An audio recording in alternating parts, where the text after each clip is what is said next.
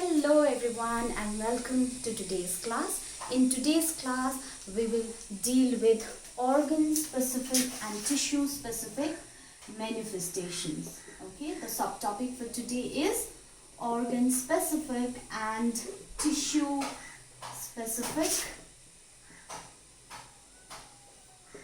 manifestations.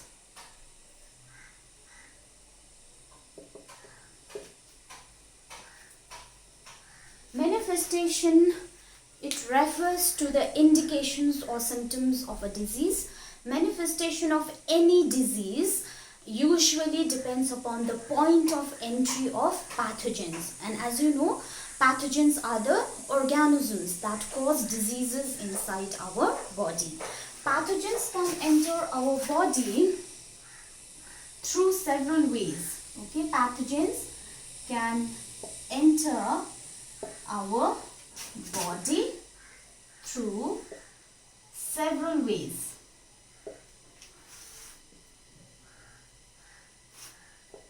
It can enter our body through the nose, through the mouth, through the food that we eat, or through the air that we inhale.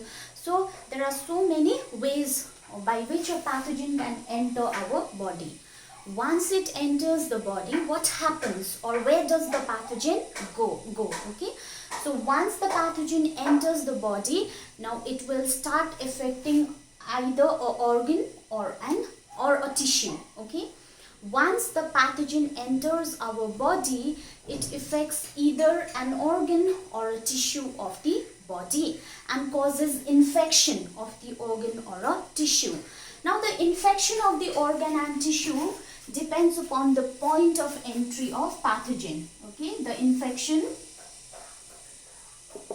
of an organ or a tissue depends upon the point of entry of pathogens. Depends upon the point of entry of pathogens. For example, if a pathogen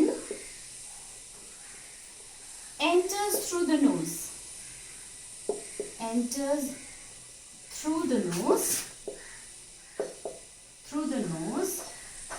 as in case of tuberculosis, or in case of common cold, then it affects the respiratory system of the body.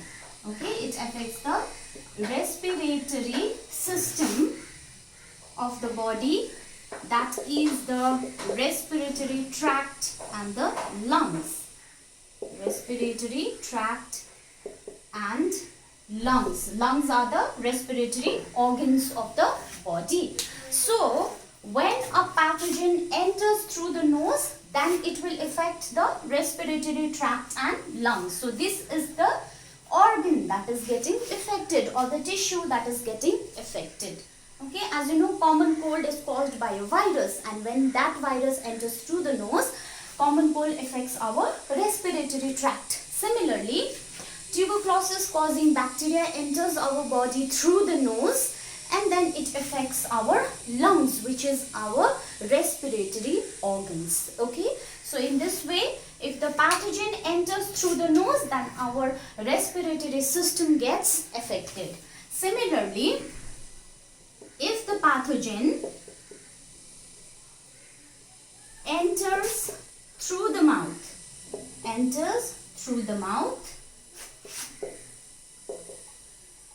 so how does it enter through the mouth? Along with the food and water that we eat. Okay, along with the food that we eat and the water that we drink.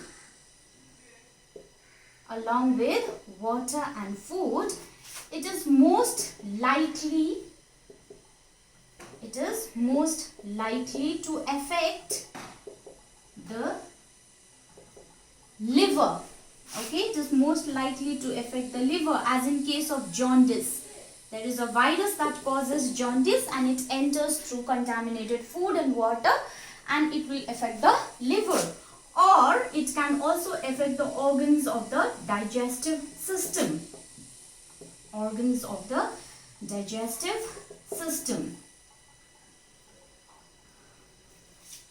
As in case of cholera. Cholera is caused by a bacteria, and that bacteria enters the body through contaminated food and water, and if the bacteria or virus enters the body through mouth, and then it will most likely affect organs such as liver, or it will affect other organs of the digestive system. Okay, so in this way, the entry of pathogen decides which organ or tissue gets affected. However, there are certain exceptions also. It is not always that a particular organ will affect a particular pathogen will affect a particular organ or a tissue depending upon its point of entry. Okay, so let us discuss that exception also. Here we studied that the point of entry of the pathogen determines which organ or which tissue of the body gets affected. But it is not always the case. It is not always that the pathogen enters from a particular organ or tissue and it affects that particular organ or tissue. However, it is not always necessary.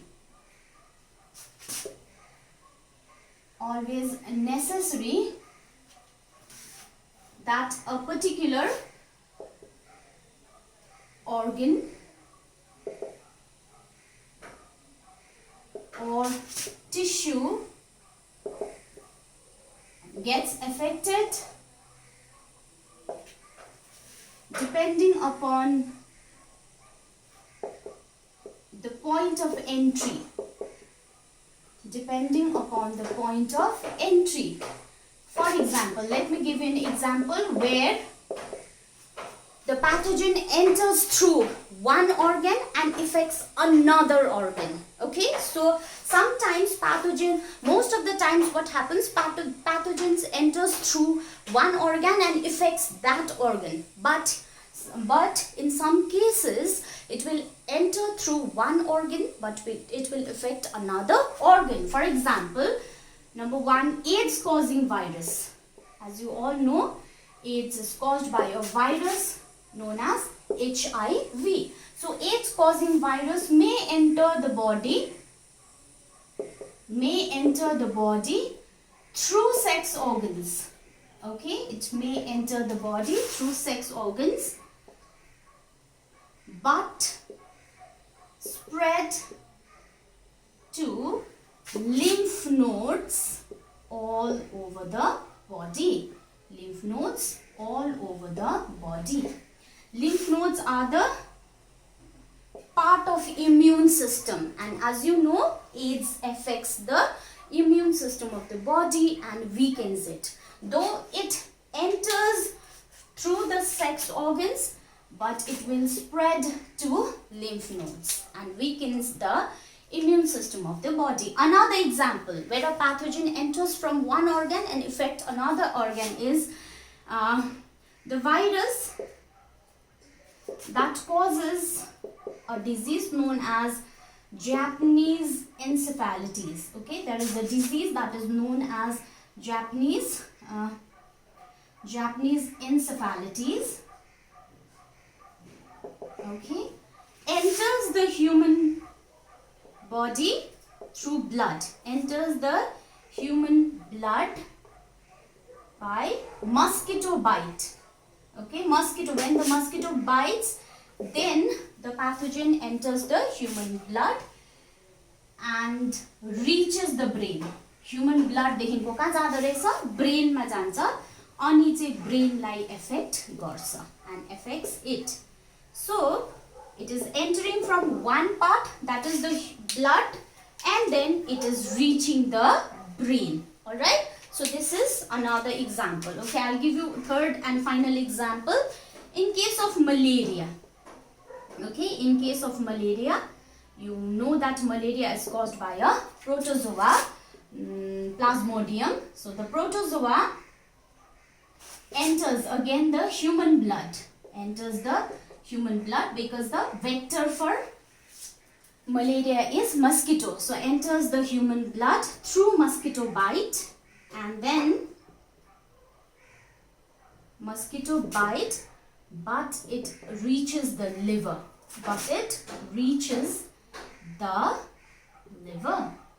Okay, it multiplies in the liver. It multiplies and PLI. Okay, multiplies in the liver. So number increases in the liver and eventually leaves the organ. It does not live in the liver. Multiply गरेर थुप्रो भएपछि it will leave or liver lie छोड्छ. Eventually leave the liver and passes to the red blood cells, passes to RBCs, where it destroys the RBCs. Okay, so in this way, sometimes the pathogens may enter from one organ and it may affect another organ. Okay, now let us study about the effects of infectious disease. Another subtopic that we are discussing today is effects of infectious disease. What happens when pathogens enter our body and cause infectious disease or try to cause infectious disease inside our body? Okay, so effects of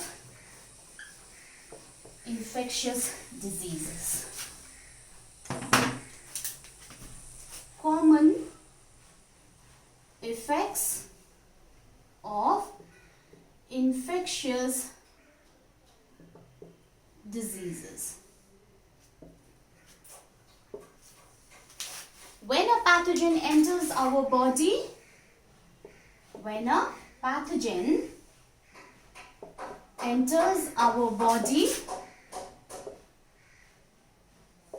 the immune system is the self-defense system that is present in each and every individual. Okay, so the immune system of the body becomes active. Okay, becomes active in response to pathogens.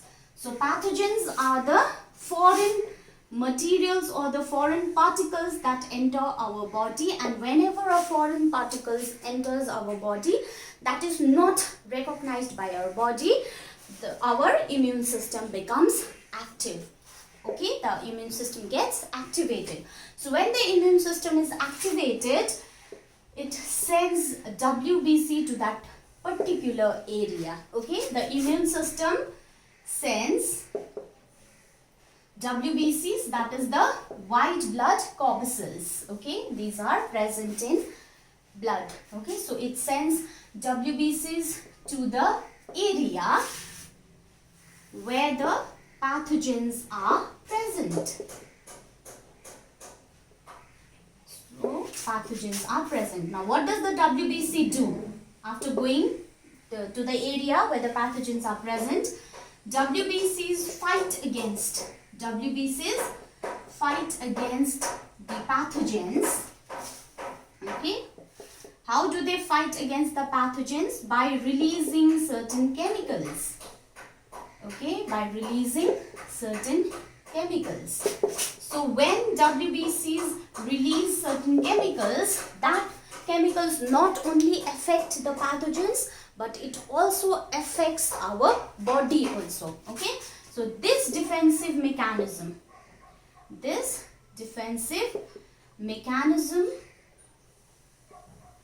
of the immune system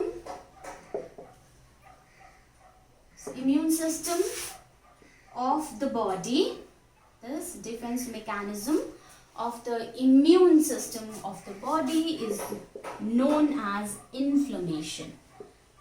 Okay, so whenever WBCs fight against the pathogens, they release certain chemicals, and that releasing of chemicals by the immune system is known as inflammation. And when there is inflammation, then there will be certain symptoms in the body. As I told you earlier, not only the pathogens, but our body will also be affected by that chemicals. So symptoms like pain, okay, sometimes there will be pain, or reddening of the infected area. कोही बेला रातो हुन्छ नि त्यो affected area. Okay, reddening of the infected area. Swelling might also occur, or there will be fever, are due to inflammation. Okay, so inflammation. जब fight गर्छ body, त्यति बेला पनि हाम्रोमा certain symptoms हरु आउँछ, and that symptoms is all due to inflammation. Alright, now let us study about the signs and symptoms. As you know, whenever a person is affected by an infectious disease, okay, or any kind of disease, then we know that the person is affected by that disease. How do we know? There will be certain signs and symptoms in the body. Maybe the appearance of the person will be disheveled. Okay, the person might have red eyes, or him or she may appear tired. Okay, so all these are indications or signs and symptoms of a disease. Now, what do the signs and symptoms of a disease depends upon? Okay, signs and symptoms of a disease. Symptoms. What do these signs and symptoms depend upon? Okay, these signs and symptoms depend upon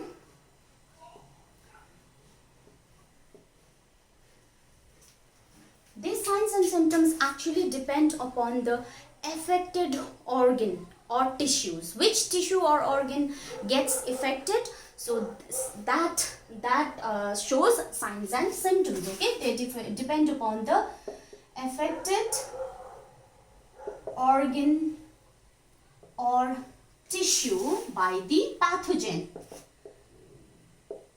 भनेको कुन चाहिँ organ अथवा tissue affected छ नि त्यस्तै खालको sign र symptom देखाउँछ भन्नु खोजेको. Just the example, you'll understand clearly from this example. For example, if a pathogen affects or targets the brain, okay, for example, if the pathogen targets the brain, as in case of Japanese encephalitis, अघि मैले भने नि encephalitis मा के हुन्छ, human blood बाट enter गर्छ तर कहाँ इफेक्ट गर्छ, brain मा. So here the pathogen is targeting the brain. There will be specific symptoms. Okay, so what are the symptoms? It causes dizziness, रिंगाटा लागेको जस्तो हुन्छ. Okay, it causes dizziness, headache, टाउको पनि दुख्छ, and vomiting. Okay, so कुन चाहिँ organ effect भएको छ नि, symptoms र signs चाहिँ त्यसमा पनि डिपेन्ड गर्छ. भन्नुको मतलब अगर dizziness, headache, vomiting छ भने कहाँ इफेक्ट हुँदैछ, brain मा इफेक्ट हुँदैछ. Alright, second, if the pathogen, second example, if the pathogen targets the lungs or affects the lungs, lungs केमा इफेक्ट हुन्छ, as in case of tuberculosis. Okay, as in case of tuberculosis, then what will be the symptoms? It causes cough, खोकी लाग्छ. Okay, or it may cause pain in the chest, छाती दुख्छ, pain in the chest, or there will be breathlessness, सास फेर्नु अलिक साह्रो पर्छ, or there can be sneezing also. Okay, so these are the symptoms that appear when the pathogen targets the lungs. Okay, next example, the third example is if the pathogen targets the intestine. Okay, if the pathogen targets the intestines, then as in case of cholera. Okay, cholera ma intestines effect bhayo bhane chai what will be the symptoms? It causes stomach ache, body dukcha, causes, it may also cause vomiting. Okay, vomiting हुन सक्छ. त्यहाँदेखि अर्को frequent and acute diarrhea. Okay, diarrhea पनि हुन सक्छ. That is diarrhea हुँदाखेरि कस्तो हुन्छ, watery stool. The stool will be full of water. Okay, so similarly, when intestines are affected, these symptoms will appear. So that is how signs and symptoms depends upon the organ or the tissue that is affected. But in some cases, the infectious disease may not target a particular organ or tissue, but it may affect the whole body. Okay, in some cases खाली एउटा particular organ अथवा tissue target नगरेर entire body नै affect हुन सक्छ because of that disease. That is in case of AIDS. Okay, AIDS मा चाहिँ in some cases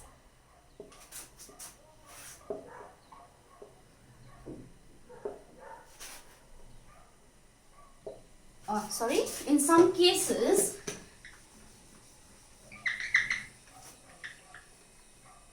not a particular organ or tissue gets affected, but it may affect the whole body. It may affect the whole body, as in case of AIDS. As you know, AIDS is caused by a virus, HIV, human immunodeficiency virus, and this virus breaks down the body's immune system, leaving the victim vulnerable to a large number of infections, neurological disorders, and various forms of cancer. In fact, an AIDS patient, as we discussed in the previous class, AIDS patient dies of secondary infection because of the failure of his or her self-defense mechanism. आफ्नो immune system को failure हुन्छ नि त, पुरा weak भएर immune system fail भएपछि चाहिँ the person will get a large number of secondary infections, or pneumonia हुन सक्छ, bone marrow infection हुन सक्छ, or any sort of cancer हुन सक्छ, and then the person dies of secondary infection. So here not only a particular organ or tissue gets affected, but the entire body gets affected. Okay, now let us talk about severity of a disease. Severity of a disease. Severity भनेको चाहिँ बिमारी कतिको सारो छ, हुन्छ अथवा हुँदैन. Okay, now severity of a disease depends upon the number of pathogens. Okay, depends upon the number of pathogens that enter the body. Pathogens that enter the body. Enter the body. If the number of pathogens is large, number of pathogens that enter the body is large, then the disease caused is severe. Severe. Okay, pathogens चाहिँ large number मा हाम्रो body मा enter गरे भने चाहिँ हामी अलिक सारो बिमारी हुन्छ. The disease will be severe. Why? Because pathogens enter our body and then it lives and multiplies inside our body. So when it starts living and multiplying inside our body, then it alters the functioning of our body. हाम्रो body को functioning change हुन्छ, and our immune system also takes time to fight a large number of pathogens. On the other hand, if the number of pathogens is less, then kasto huncha hola? If the number of pathogens that enter the body is less,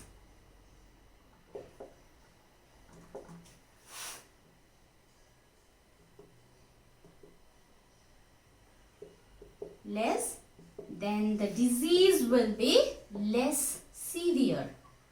Disease will be less severe.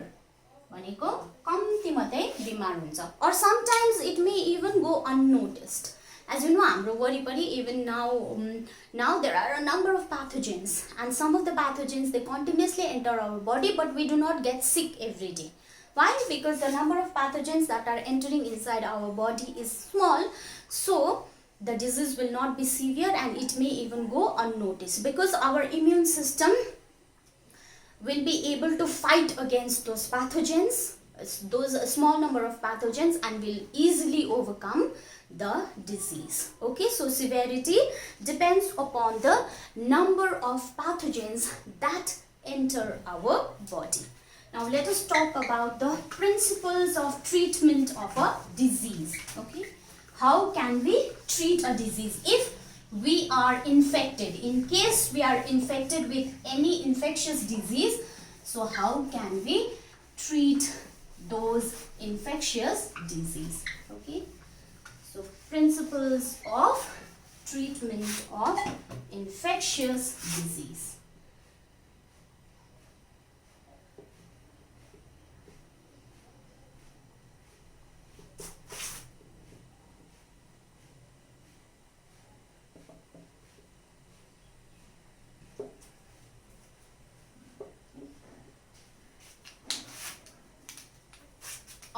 Infectious diseases can be treated in two ways. Okay, infectious diseases can be treated in two ways. Duita tarikale हामीले we can treat infectious disease. First is by reducing the effects of the disease. So as you know, हामी कुनै पनि बिमार, when we are affected by an infectious disease, there will be signs and symptoms in the body. So by reducing those effects of the disease, that means by treating those signs and symptoms, we also treat certain diseases. Okay, so in certain diseases, treatment is provided to reduce the symptoms. And those symptoms are symptoms like fever, okay, headache, cough, body ache, nausea. So many symptoms are seen, so those symptoms are treated. Okay, patients may be advised to take bed rest, to take bed rest, है मजाले rest गर्नु लाउँछ, to conserve, so as to conserve the energy,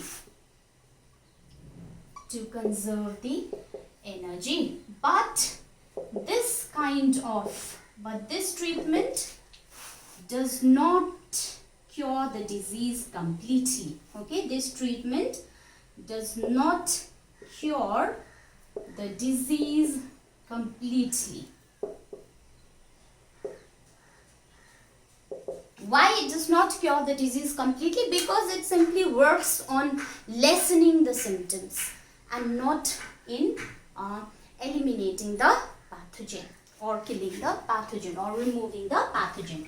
Next way of treatment is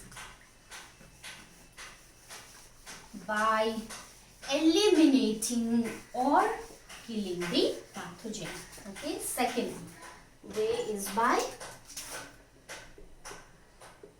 eliminating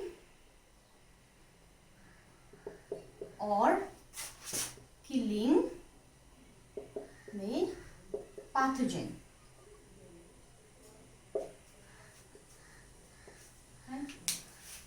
As you know, infectious diseases are caused by infectious agents. Okay, infectious diseases are caused by infectious agents. These infectious agents can be bacteria, virus, protozoa, fungi, and worms. Okay? And all these infectious agents perform some biochemical processes for their survival. All these infectious agents perform some biochemical processes for their survival. So if we give medicines or drugs that interfere with this biochemical processes of the infectious agents, then we can kill the pathogen, or we can kill that infectious agent. Okay, but as you know, there are various categories of infectious agents, and one infectious agent is different from other infectious agent. That is why a drug that works for a particular type of pathogen may not work for another type of pathogen. So all these infectious agents, they perform some biochemical processes for their survival. Medicines that interfere with these biochemical processes will kill the pathogen.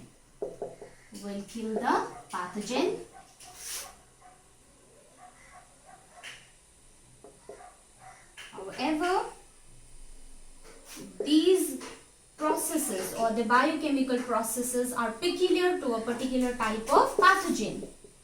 Biochemical processes are peculiar to a particular type of pathogen. So a drug that is effective against a particular type of infectious agent,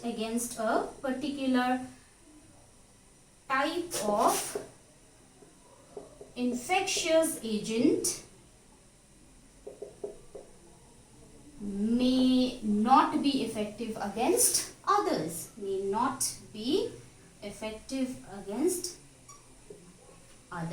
This we have already discussed in the previous class also. I gave you an example of an antibiotic, that is penicillin. We discussed this in the last class. Penicillin is effective against bacteria because penicillin inhibits the processes that builds cell wall in bacteria.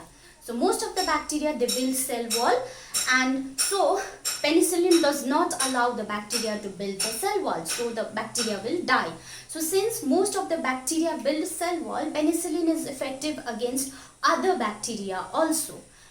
But it is not effective against viruses. Why? Because viruses do not use such biochemical pathways. Okay, so that is why a medicine that is effective against bacteria will not be effective against virus. For virus, there will be antiviral drugs. For bacteria, there will be antibacterial drugs. But it is difficult to make antiviral drugs. Now, why is it difficult to make antiviral drugs? As compared to antibacterial drugs, antiviral drugs are difficult to make. Why? We'll discuss it. Okay, why is it difficult to make antiviral drugs than antibacterial drugs? So let us talk a little bit about antiviral drugs.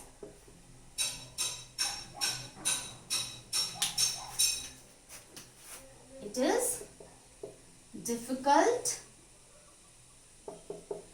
to make antiviral drugs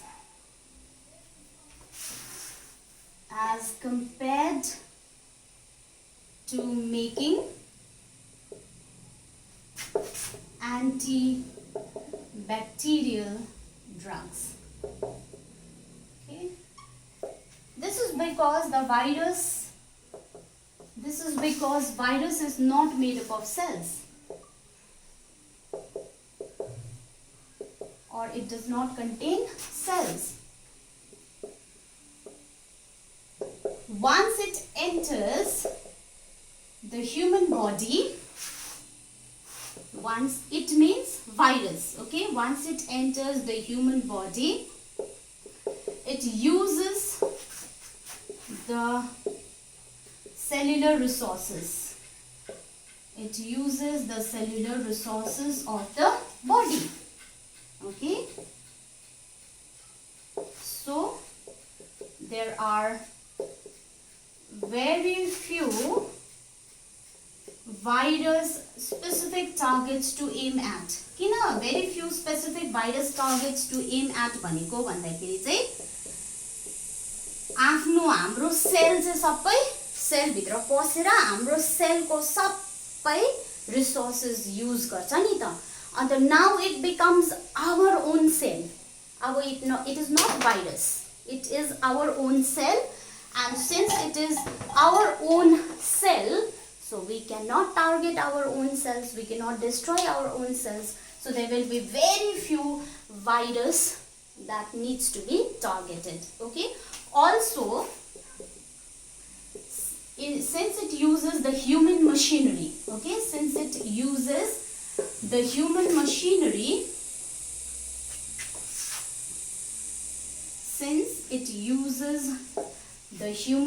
machinery, the drug may affect the functioning or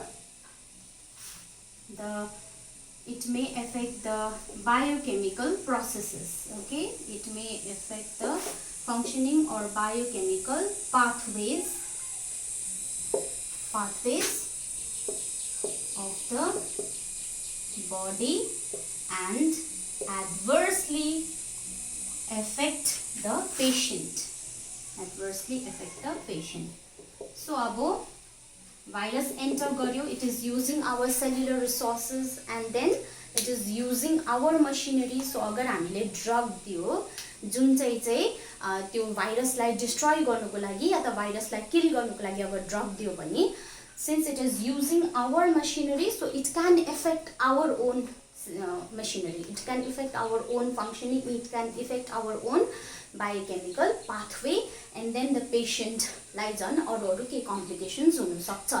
That is why it is difficult to make antiviral drugs as compared to antibacterial drugs. Okay, now let us study the last subtopic for today's class, that is methods of prevention of infectious diseases. How can we prevent? Treatment already थाहा भयो, signs and symptoms पनि थाहा भयो. अब infectious disease भनेको चाहिँ सर्छ. So त्यो सर्नुबाट बाँच्नुको लागि हामीले के मेथड्सहरु अडप्ट गर्नु सकिन्छ. So we'll study about the methods of prevention of infectious diseases. Okay, infectious diseases. As it has been rightly said that prevention is better than cure. Okay, so there are two methods for preventing a disease. There are two ways for preventing a disease. One is general, the other is specific. So let us discuss them one by one. There are two ways of preventing a disease. General and specific. General भनेको चाहिँ कुनै पनि डिजिजमा यो general मेथड्सहरु use गर्न सकिन्छ. Specific भनेको चाहिँ एउटा particular डिजिजको लागि पर्टिकुलर मेथड अफ प्रिभेन्सन हुन्छ. Alright, so first let us talk about the general ways. Okay, general ways. General ways मा पनि थुप्रो छ. First way. Okay, first way is by taking proper nutrition. Okay, so when we take proper nutrition, then we can prevent infectious diseases. Proper nutrition, or it is also known as balanced diet. Okay, proper nutrition or balanced diet is important condition for the health of an individual. कुनै पनि individual को health maintain गर्नुको लागि he or she should take proper nutrition or balanced diet.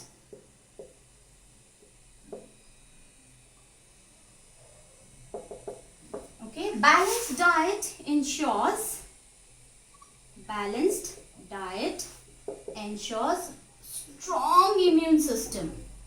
जसले balanced diet खान्छ उसको immune system एकदमै strong हुन्छ, so बिमार लाग्दैन. Okay, a person taking balanced diet is less prone to diseases. भनेको उलाई हतपत बिमार लाग्दैन. He is not that prone to diseases. Okay, now second way of preventing a disease, second general way चाहिँ के रहेछ भन्दाखेरि चाहिँ by maintaining proper hygiene and sanitation. Okay, maintaining proper hygiene and sanitation.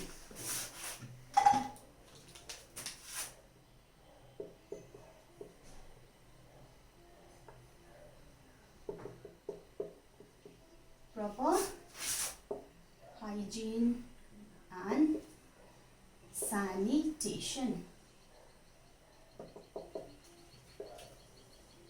So hygiene, what do you understand by hygiene? Hygiene refers to the practice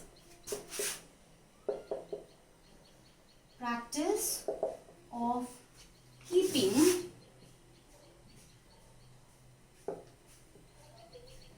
oneself and surroundings clean to prevent illness and disease. So hygiene भनेको चाहिँ आफूलाई पनि आफ्नो सराउन्डिङ्सलाई पनि सफा राख्यो भने चाहिँ that is known as hygiene. So some of the personal hygiene methods that prevents diseases are the personal hygiene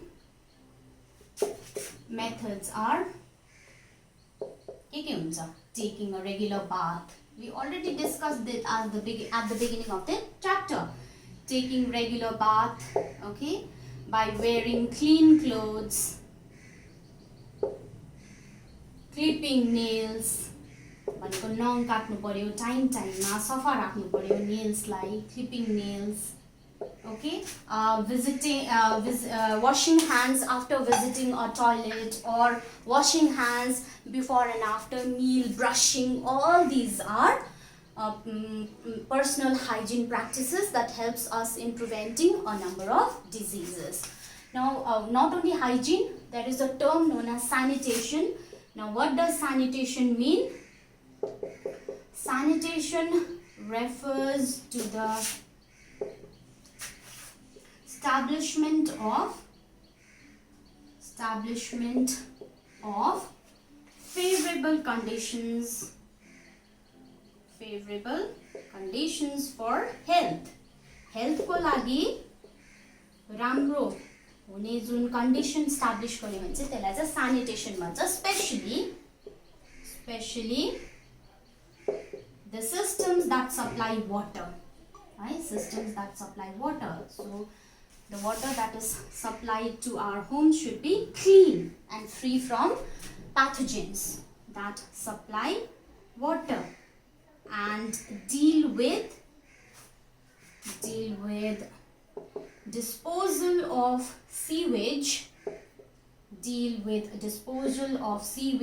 and bathroom बाट टॉयलेट बाट निस्केको वेस्टहरुलाई प्रपरली डिस्पोज गर्नु पर्यो नि. जाई ओपनमा त्यसरी डिस्पोज गर्नु भएन. So that is known as sanitation. So if we maintain proper hygiene and sanitation, then we will remain disease free, or we will remain free from a large number of infectious diseases. Okay. Next method of general method of preventing a disease is infectious disease is by taking clean food and water. Clean food and water. As you know, a number of infectious diseases, large number of infectious diseases are caused by taking contaminated food and water.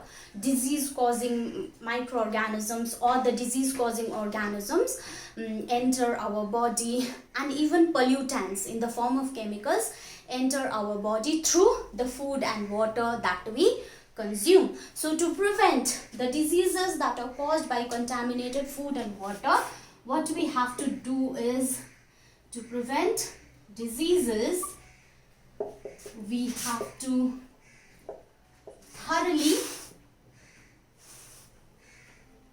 clean fruits and vegetables. Before consuming the fruits and vegetables, we have to thoroughly clean it. Okay, we have to cook our food really well. So well cooked food should be consumed. Okay. Next is we have to use well washed utensils. खाना मात्रै सफा गरेर हुँदैन, जुन चाहिँ भाँडामा पकाउँदैछ, जुन चाहिँ भाँडामा खाँदैछ, all those utensils should be well washed. Okay, and we should also cover the food. Cook गरिसकेर food, we should cover it. Any leftovers should also be covered. And then we have to drink treated भनेको त्यसमा कुनै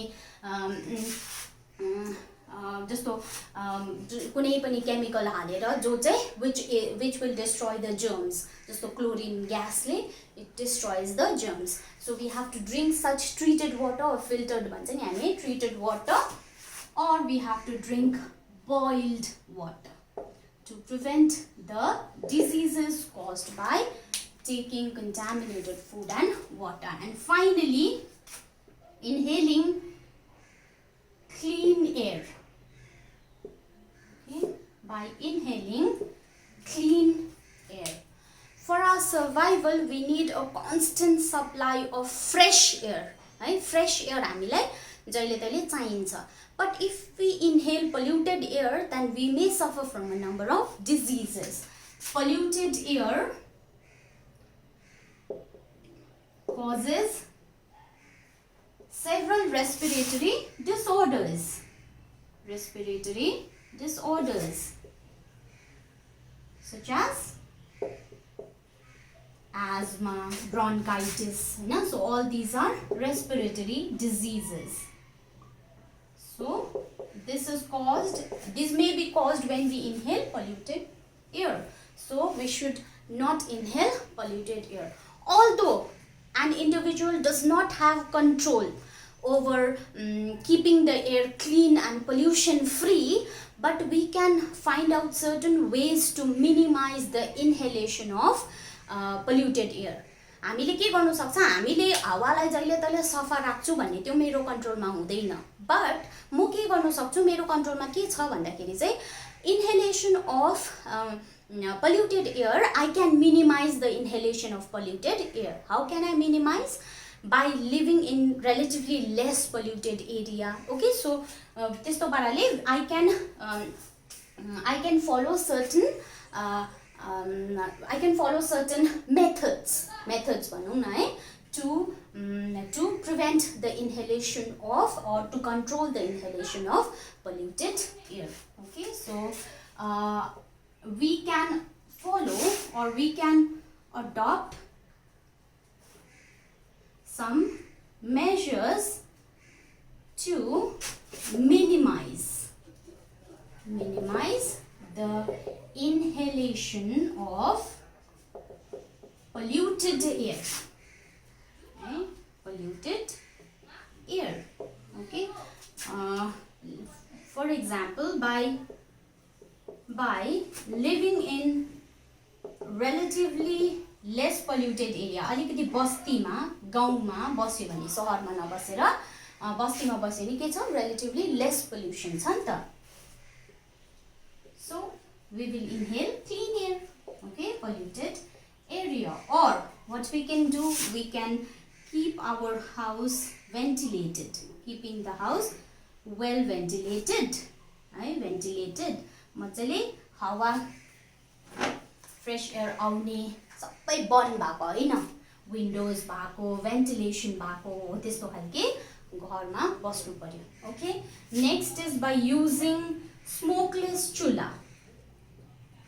स्मोकले गर्दाखेरि pollution हुन्छ अन्त त्यो smoke inhale गर्यो भने यस्तो आजमा ब्रोन्काइटिस जस्तो बिमार हुन्छ. So we have to use smokeless चुलास or use exhaust fans in our kitchens. Okay, exhaust fan ले के गर्छ धुवाहरू सबै बाहिर फ्याँक्छ. So in this way if you adopt these methods in our home then we can inhale less polluted air and then we will be free from large number of diseases.